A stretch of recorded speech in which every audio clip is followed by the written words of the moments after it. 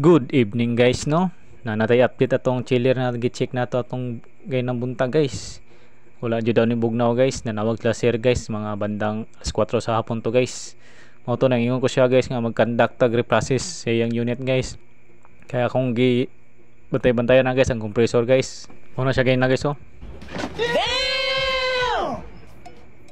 Isa maguna sa mga loose compression na guys kanang hugaw mo unit guys nang diligo nindot ang ventilation guys sa unit guys. Isa po na siya guys.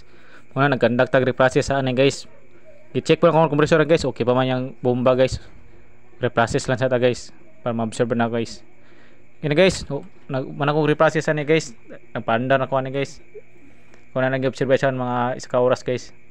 Nagbutang po ko ng temperature sensor guys para may balaan ko pila yung temperature makuha guys. Mga siya guys oh. Nag-build na po na siya guys sa sulod guys.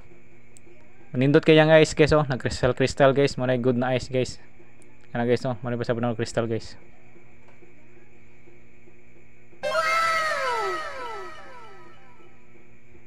Bugnaw na niya yung unit guys no. Ano na siya guys oh, yung mga unit guys. Under observation yo po na to nga unit guys no. Guys, PM lang mo guys kung gusto mo pa service guys, na ako number sa taas guys. Gabi na may nabot rin guys, kay traffic and Davao guys eh, tibong ko ni banda guys. Bagong lang cheese freezer guys oh, karon pa lang ipandar guys. Guys, dire ko guys, PM ko guys, thank you.